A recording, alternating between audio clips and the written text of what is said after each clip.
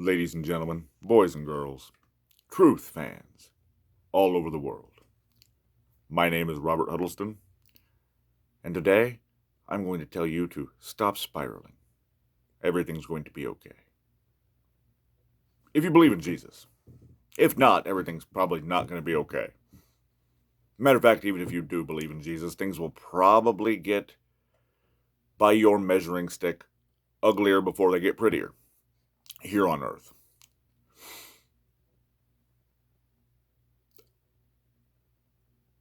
I've talked to maybe a dozen people who are loading up guns ready to take to the streets.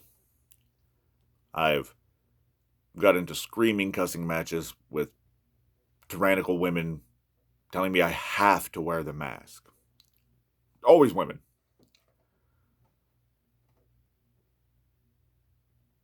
Half of America right now believes the election was stolen from them, and the other half of America believes that a dictator is occupying the White House. I don't know if there's any healing that divide. Everyone says, don't let politics ruin a relationship with you. Ruin a relationship with a friend or a loved one. I don't know. If you voted for Biden-Harris, that tells me you probably are okay with abortion. I'd ask you and you'll say, yeah, okay, well then we're not friends. If we were friends before that, we're not. If you're my cousin, screw you, you know? None of my people, my close people, are Biden-Harris supporters. None of my people are pro-abortion. For those spiraling right now who says abortion's reproductive health, Aleister Crowley, a famous occultist, also known as the Beast 666, claims that female reproductive rights are the greatest sacrifice on the greatest altar, when it is the firstborn son sacrificed inside the womb. Greatest altar, greatest sacrifice. It's all about narrative, right? Is it reproductive rights, or is it the greatest sacrifice on the highest altar? So if we're debating pro-life, pro-choice, and we're calling that a political divide, yeah, hey, we can not be friends or family over that one. I mean, I'm cool with that. Life after this moment doesn't require your presence. And that's what both sides are trying to do, is cancel one another. They've weaponized our beliefs in things, and they've made it right down the middle, 50-50.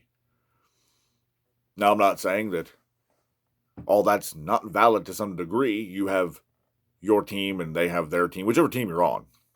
It really doesn't matter. Even if you're on the wrong team, you can still be redeemed.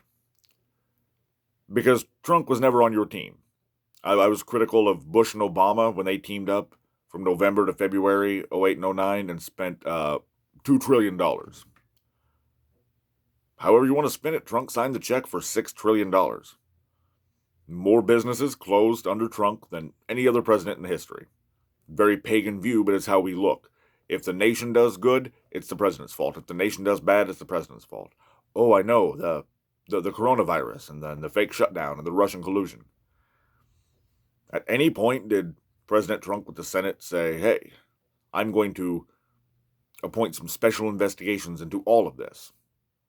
Why is all of the government and all of the media trying to say I colluded with Russia, when I know that's not true? I'm going to get to... He didn't do that. He just argued with them on Twitter and let Jack Dorsey censor him.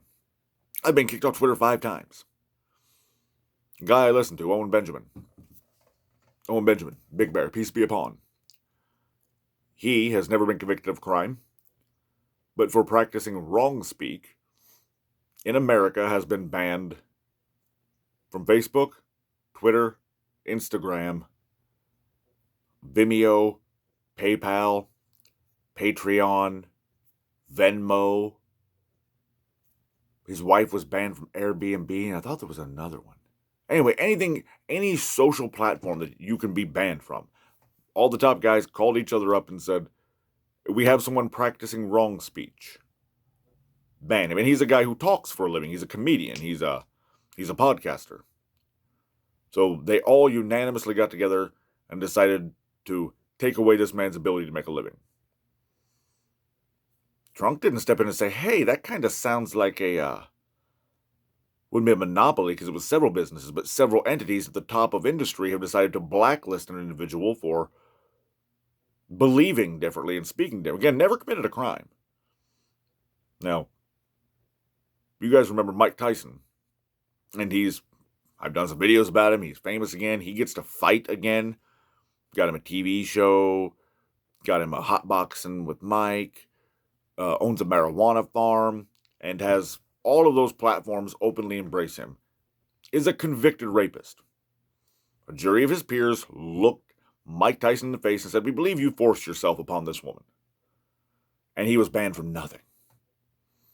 Owen Benjamin, for saying words that offended the people at the top of those industries, has been Chinese social credit scored. At least a Chinese social credit score is up front. Here's your number, here's your rank, here's what you can't do. They did all this in secret. And every time he goes on to say, hey, if somebody will come on and defend him, the people who run NPR, one of the gentlemen who he spoke out against, gets to come out and say, I've actually read the tweets, gets to come out and say out and out lies about him. Just fine, not censored, nobody did a thing. How many people do you know were kicked off a platform in the past 4 years? I wouldn't kick off any platforms under Obama. Owen Benjamin was a Hollywood elite under Obama. Under Trump, more online censorship has occurred tenfold. And I'm talking my friends down from hey, if Donnie says it, we're going to go fight. We're going to go fight for Donald Trump. People are sending me, I'm getting texts with shotguns in the front seats of cars. And I'm like, dude, this guy sold you up the river. And I voted for the guy. But I was very skeptical this past year. And now that I saw all of this happen, I'm like, okay, that's just how they're going to do it. I still think he's going to be president. Doesn't matter. Whether it's him or Joe Biden or Chairman Kamala, doesn't matter. Didn't matter when it was Bush. Didn't matter when it was Obama. I hoped it would matter when it was Trump. It didn't. You shouldn't take to the streets and fight. Whether you're on the left or the right, don't go burn your city down. Don't go fight today. Don't fight over this fake election. Don't fight over a fake virus. Today, you should do more push-ups. Today, you should say more prayers. You should keep more water in your cells.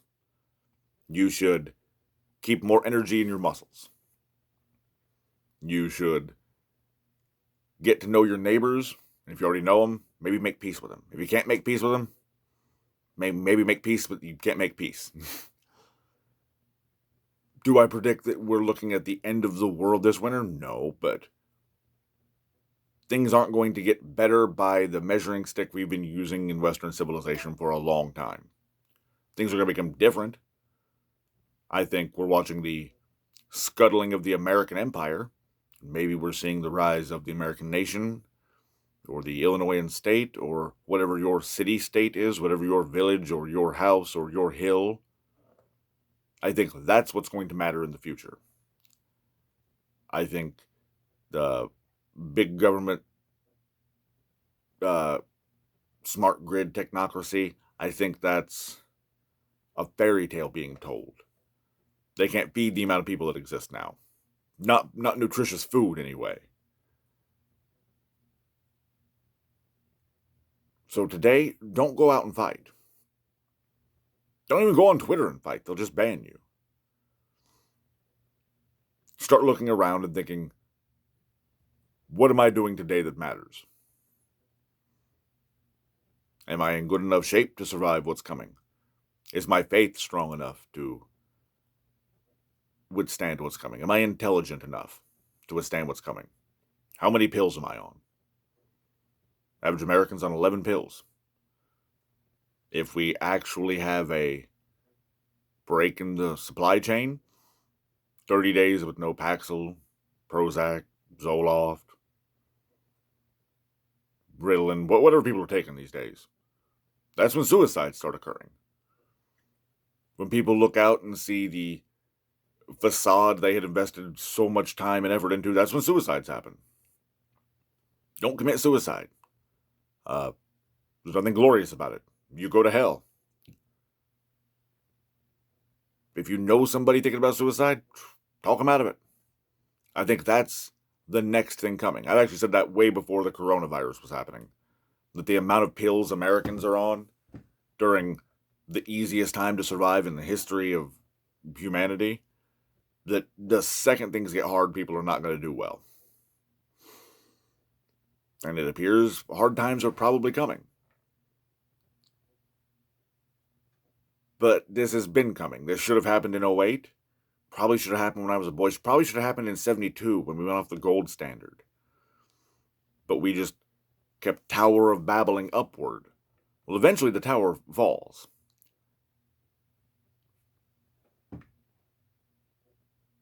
So my prediction, don't spiral. Have faith in Jesus. Follow Jesus. Pray to his Father, Elohim. Make friends with your loved ones again. Buy extra bags of beans. Buy jugs of water. I almost want to say go out and buy guns and bullets, but I don't even think, there's going to be plenty of guns and bullets laying around when the time comes. Go out and buy a Bible. If there's literature you like, go out and buy it. If there's a website that you like, now would be the time to save it and print it off. The future is going to be a very different place. I'm pretty excited about it. I think as a people, as a country, we've not been headed in the right direction for a long time. But changing course when the ship's this big is not going to be a smooth ride. And most of us didn't choose to change course. Most of us didn't even realize we needed to change course. Most of us didn't realize we were changing course until we're a year or 2 years or 5 years. I don't know when they spun the wheel on the ship. I'm not sure when that occurred. But we're broadside to a wave right now. That's the spot we're in. The ship's probably going to capsize and it's sink or swim. Maybe you're on a lifeboat. Maybe there's going to be a chunk of ship that you get to float safely on. Maybe you got to learn to swim. So if I had any prediction to make, is if you invest your faith in Trump or Biden, you'll get your heart broke. And now is the time to learn to swim. Tell me what you think. Like, subscribe, share. God bless.